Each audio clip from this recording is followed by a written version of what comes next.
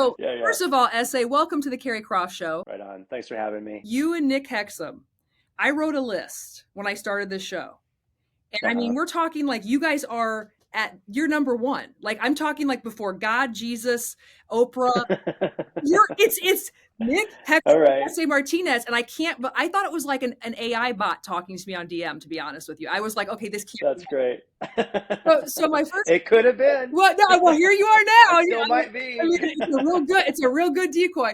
So I guess my first question, because I am super curious, when I started to breadcrumb you and I pitched you initially, Hmm. and then we kind of started talking a little bit, what put you over the edge to be like, okay, she's not a stage 5 clinger. She's actually probably pretty cool and I should come on the show. Well, I just think it was very sweet and thoughtful and generous and it's I don't do a lot of these. I do get asked to do some, but I just well, and also it seemed like it was kind of outside of what I typically get approached with, so it doesn't seem channeled, as far as like it's in this lane right over here. It's I different. don't want to talk about all the regular stuff that you like, the questions where you're like, okay, I'm going to phone it and I've answered this 100 different. I want to talk about you.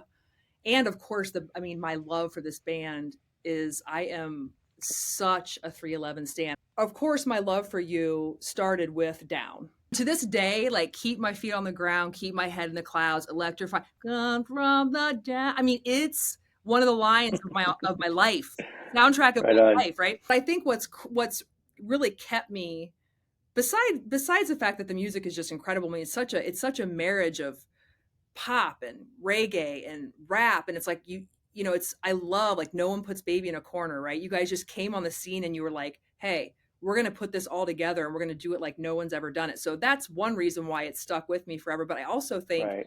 the way you guys are with your fans is like, I mean, dude, you guys go on a cruise with your fans. Yeah. No, the fan base, I mean, honestly, it's real family, and it's the 311 community. Um well, let me put it this way. You're in the vortex of the band, right? And oftentimes you don't really know the what lies outside of your circle. And it's only really been in the past, I don't know, past several years that I have realized what the community means to the fan base. And I've heard stories of people going to the shows just to be embedded in the community, just to get that lift they get from the community. So it 311 it's more than the music. It's more obviously than the band, and there is a reach of connectivity and support that I think is unique within what we do. I don't really hear that from other fan bases, and I'm sure that it also exists for other musical entities, but I just know what I know, and I think it's pretty cool, to have that. It really is. But then when I think about it, I'm like, okay, so I want to know, like, when you guys first said, like, somebody came up with this brainchild, like, hey, this other band's doing a cruise, and what was like the behind the scenes chat Oh, where you're like, wait, sure. we're gonna go on a boat in the middle of the Right. ocean with the biggest fans. Like, what was the like behind the scenes, like, okay, pro and con list of that? Yeah, well, first of all, we got approached years ago to do it, and we immediately shut it down. We're like, nope, that does not sound fun at all. And then it was maybe 5 years later, we got approached again, and then there was kind of a proven track record of like, hey, this works, and here are some examples of it working, etc. And so we said, okay, we'll do it, and we did it. And the first time we did it, it was kind of I mean, none of us had done this before, never been on a cruise, had no intention or desire, to do something like that. But when you pool people with very similar interests and, obviously musical tastes, whatever, it becomes something else, I think. And it was a lot of fun. But the first time we did the boat was we were all the band was like in the same hallway as like all the fans were, and there was no like ever any sense of like, oh, I can just wander around. No, you couldn't do that. And you just felt like confined, right? I think we all felt confined. But then, so this company, they're called Six Man. They improved that. So the next time we did it after that, we had kind of like our own floor. And so every cruise experience has been better and better. In fact, the last one we did was my absolute favorite. I had so much fun, and it's just become something that we all look forward to be honest. And I have you seen Baby Reindeer on Netflix? Okay, so I did start to watch that. It's pretty dark. It is, You're but like, that's yeah, well, right. but I was thinking because I'm like, at first when I'm kind of courting you online, I'm dropping breadcrumbs. I'm like, this guy's probably thinking I could be a kook or I could be cool, right? Because you're gonna get either one. It's like a crapshoot, and I'm thinking like, holy shit, like you're on this boat, and there's got to be a couple loose cannons. I mean, there's got to be a couple that you look at and you're like, seen her before, like you know what I'm saying? I mean, it's just Well, that goes without saying. I think in any fan base, you're going to have, some extreme cases of fandom, some extreme stands, whatever. But there's ways to navigate that, and you're mindful of it. But yeah, I hear you. Yeah. so something else that kind of surprised me just on another note. I'm surprised your real name is Doug.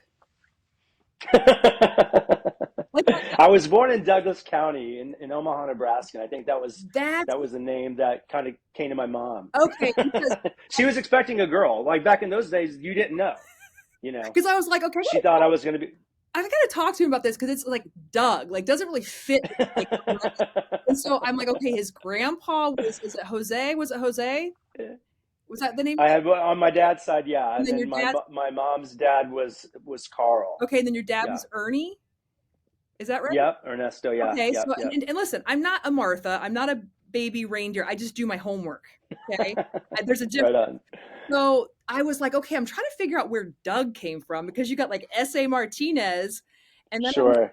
Doug. Okay, that makes a lot more sense. So speaking of your grandpa and your dad, so Sure. they were all musical, right? Yeah, well, my whole family was. I mean, all of my sisters, we all sang. All of us kids sang. I'm the youngest of four, three older sisters. We all sang. My mom kind of sang. She played piano. My dad, he played bass, played guitar, played bass, and yeah, his father had a band, and my dad was in jazz combos in Omaha. So that was something I was just used to growing up, like my dad performing on weekends, etc. Actually, he performed on occasion. Chad's dad, our drummer, his dad too was a jazz musician, and they kind of cross paths here and there in Omaha in those circles. They're not huge. So, but yeah, and this is I kind of told this tidbit when we were doing a Q&A on 311 day, but like, when I went to school, like kindergarten, for example, I remember one day coming home and telling my mom that not everybody sings. I was flabbergasted, like, because we all sang and it was just something we did naturally, right? And so I was, yeah, just a little bit dumbfounded that not everyone sings, but music, it's just always been in my life, and dance always been in my life. Obviously, I got into hip hop when that all came on the scene, and started making raps, etc. So Who it's all been there. who was your first biggest like hip hop influence? I'm a huge hip hop fan. Right. I grew up in the little town in Ohio, and I had a Suzuki Sidekick. I'd put the top down, and I'd listen to like Fushnikins and Poor Righteous Teachers, and Oh uh, wow, poor righteous teacher's nice. I Yeah. mean, yeah, of course, Tupac was like I still like I we had a love affair that like you know Yeah. he didn't even know about. But what about you? I mean, so one of the first, I mean, so like going to school, um, in a very mixed school, I was hearing some like super underground stuff. I didn't know it was underground at the time, but like Houdini, for example, UTFO. So and then, but like when EPMD came on the scene, they sort of had maybe a little more of a financial push behind them. Obviously, when PE came on the scene, it was another trajectory of like infusion of so much creativity, and then the consciousness on the lyrics. That whole era of like Public Enemy, NWA, Third Base. I mean, there was so much great hip hop coming out. Tribe Called Quest. It was just this energy and vibe, and it was all so fresh. And then the sampling culture on top of that, which was so creative. De La Soul. I mean, it was truly mind blowing and something to behold. And at the time, we didn't know. It was just like, this is the shit. It's what's happening. It's like the dope shit. Your folks know nothing about this, right? My dad was such like a jazz guy. He didn't even fuck with rock. Like he never listened to like Zeppelin or the Stones or none of that. Louis Armstrong was his like his god. So I definitely knew of a generational gap with my parents, but like but this was still like you know most kids in the milieu of Nebraska and Omaha in particular. I mean, not many were listening to hip hop, to be honest. I'm still stuck on you just brought up UTFO and I was like that was like bringing something back from like it was like it's with me because I need someone to be with, someone to talk to. You cold one. I have not thought about that because that was yeah, that was real old school. Yeah, I'm trying to think of the line that I really um, totally demolished every inch of the merit you left behind. If he exists, there's now the sign of the sucker MC that could not rhyme. Mix master ice, pick at the pace. Yeah, pick at the pace, I think is the track. Oh Yeah. yeah. And I want to take a little pivot here for your ladies in your life because again I couldn't find anything and I know that's probably by design. You guys have done a great job of being famous but being low key, keeping your shit together. Like I mean there's so much to take from the way you guys handle yourselves, but I'm curious, I'm sure I'm not the only one. So are 4 out of 5 of you married? How many of you are married? We're all married. Okay, The whole band is yeah. you're all locked up. So did you guys all meet your wives on the road? I did. Peanut did. And I think that's it. Yeah. So how does Yeah. that happen? How does okay, what's your wife's name? Her name is Jennifer. Okay, so Jennifer. How does Jennifer, one Jennifer, out of a crowd of all these 311 fans, like how can you remember when you saw her? How did that all go down? Or was she working? Like give us a little like background on how she wooed you. So she was at a show. We played a show in Knoxville. It was a club show. I forget the venue. But I do remember we met and it was her and her friends and we signed some I think I signed her arm. And then shortly thereafter, it was either the same year or the following, we did our Transist tour. And then we met again, and that was at the World's Fairground in Knoxville, and that's where we met, and it was love at first sight, essentially. And yeah, she made her way backstage with her girlfriends. It was, in fact, it was our sound man, and to this day, he's always like, he'll text me on her birthday, tell Jen happy birthday. But yeah, he's the one who kind of linked it together and escorted her back. That's amazing. So how do you I mean that's incredible too that you're all married, it's all working. How like I guess what are the biggest things you would say about the relationship that allow it the space when you have such a demanding career? There's challenges, obviously. I mean, I think we all know relationships are work, right? Every single one. So the one thing about touring is that there are built-in, you know, moments of separation, right? We separate, and I think that kind of allows a relationship to refoster a uh, a rekindling of love and importance of what is meaningful to you, because it's very easy to to get comfortable within a relationship and to let things slide and to not communicate right. So I think once you're aware of like the pitfalls of whatever you're about, in life, if you get too focused in on what you're doing and you're not privy to your partner's life and perspective, there's going to be trouble. So and problems will obviously arise, but the important thing is to really just be mindful of everyone's needs, man, because we all have them.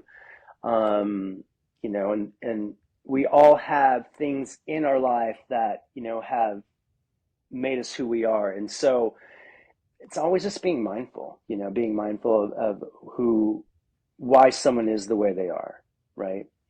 So at least in my situation, and it's something like we these are things that we develop over time within a dynamic, right? It's not like, oh, we just come into the scene with it all figured out.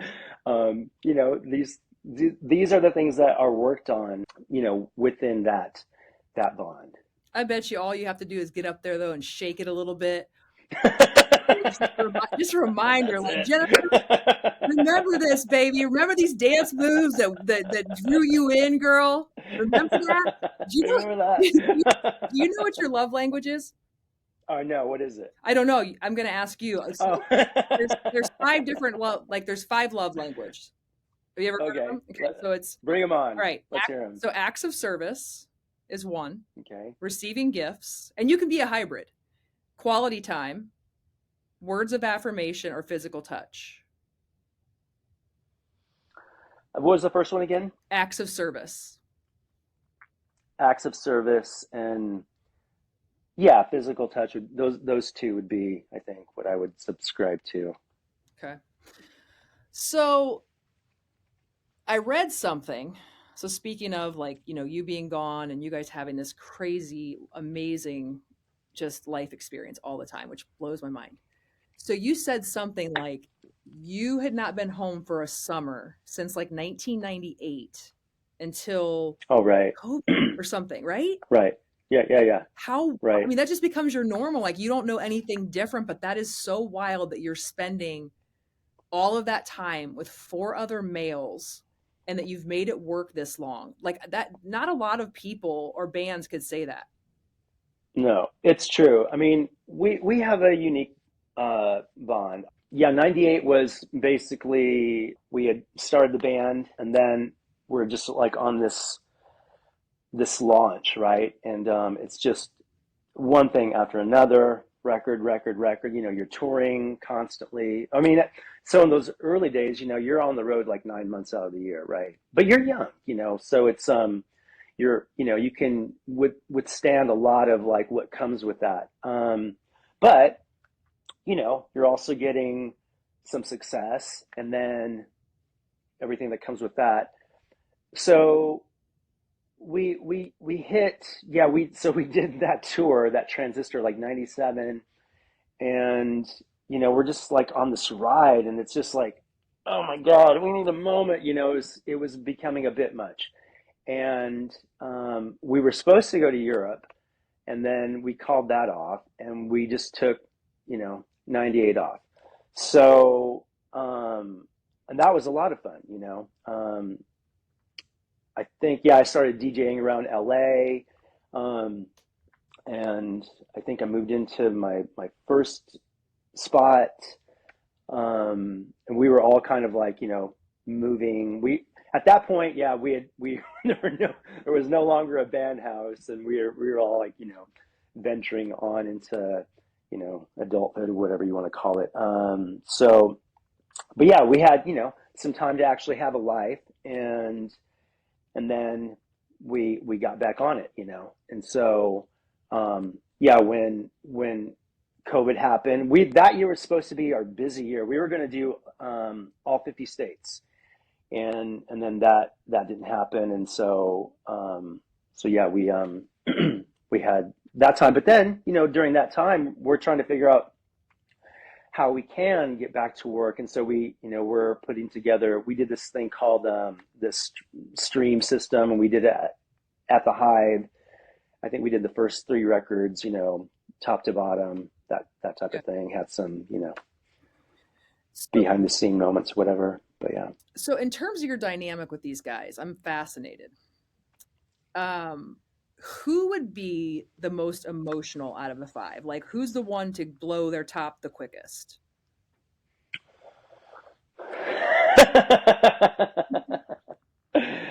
Okay. I mean, you want me to name names? Yeah, yeah, yeah. Name names. Name names. Come on, let's do it. Let's These are do the bold it. statements, right?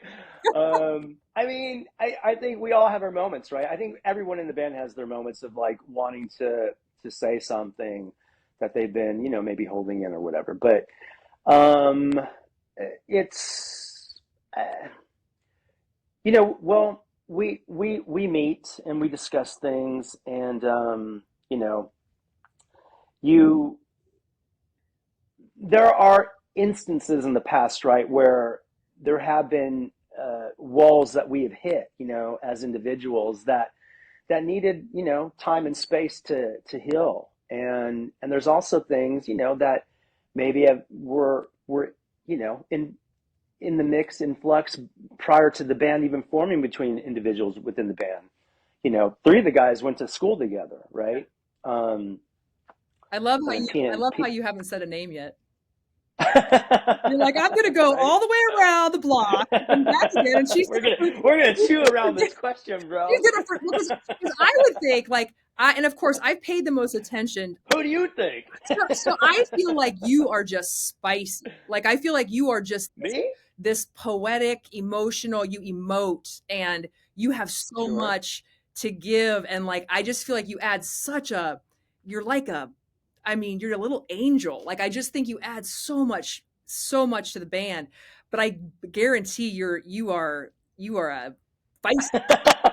You're a I love feisty it. one. That's great. Now, I will say, I think Nick, he just feels so almost like studious and level-headed. On Instagram, I see him with his chickens and his bees and, floating around I'm like, okay, he has to be like this very sort of like maybe kind of like peacekeeper guy. But I could be totally wrong. I mean, I think we all kind of can be that person, right? I would say there's moments when everyone's that person, Yeah.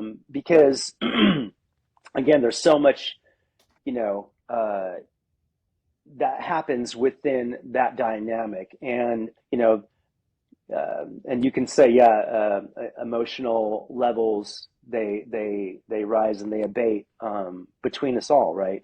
So I think, you know there might be asides, like, oh, I might hear from so and so, and they might have an opinion on why things are going the way they're going. But I think overall we're pretty all grounded, right? Yeah. And I think that's the real key to the longevity of the group, is that, we all know when, all right, I said a little too much. I'm sorry, or whatever. Okay, yeah. I'll We're all capable of being that person, of realizing, hey, I may have overstepped. I'm sorry. Let's work on this. Let's figure this out. Yeah. Right. Now, when you guys do these side projects, like whether it's Ghost Wolf, is it with your nephew? Is that right? Mm-hmm. Is that help? does it help you appreciate the band more, where you can kind of get away, do something creatively elsewhere, and kind of realize like what does that do, I guess, for the dynamic of 311 when you guys get Well, to step yeah, for me, it's like, I just did a Stellarian show in Denver, right? And I basically was the tour manager of that. Not so much the travel agent. I used our travel agent for that, but the TM, and I relied on our drummer. He's kind of like the band director, and but we do it on the cheap, and we fly economy, and there's no stagehands. It's the guys in the band setting up, breaking down. I'm talking to the promoter essentially. So I basically, it becomes like grassroots again, Mhm. right? And it's not like it's a humbling experience, but it is like a reminder of what it takes to get any sort of traction as a group. To this day, I'm blown away that any band can even do it ever. You think of everything that goes into making an act successful that sustains itself. It's a miracle. It Right. really, truly is, because so much goes into it. But once that does happen, it really can take on a life of its own. It can sustain itself once you have the right pieces in place. And 311 has an awesome team. We really have amazing management. We linked with this company about, it's been over a year now, and we were with the same manager for like a quarter century practically. So and that's a rarity. But in the business, like there's so much that happens, and not even to mention the technology that has come into to play, that has shifted and changed things. So being able to just figure all of that out and make it work is well, there's never a dull moment. Let's just say that it's Well, always, there's always something. when you guys get on your 311 Zooms and you have your, if you guys need a mediator, I am happy to join that. I am happy to That's join not a that. bad idea. I will just be in there like, Mediating hey, away, bro. peanut, peanut, you're out of line. Hey, Yo, listen, yo, yo. back off, You right? And know what when I'm I call saying? you Doug, you've really Yeah. crossed the line. Okay, so Yeah, yeah, yeah. I'm going to be front row center at Red Rocks. Bam. So I have taken the liberty here to create a set list, because I've also read that you guys toil over these set lists because you have such a, your discography is like 14 albums. It's It's up incredible, there. right? So how do you get the deep cuts and like the ones that everybody knows and everything else? So I have done my work. Done the homework. 311, never fear. Carrie Croft is here. Okay, Right. so here's what I was thinking. Now bear with me, and I'm very serious about this. Beginning. Yeah, yeah. So the Okay. beginning of Running. Yeah. Okay, well, of course you do. But yeah, do you know the beginning of Running? Yeah, bitch. You know how it's kind of like chill, but it's really nice. And you're at Red Rocks and you're getting everybody kind of, oh, they're going to go with this, like, kind of like chill vibe. And we're all feeling that. And then you just break in with the beginning of Transistor. So, like, you don't start with Transistor beginning, you kind of ramp it up into Transistor beginning. Do you feel what I'm saying, or is that not possible? So you're saying begin with the Yes.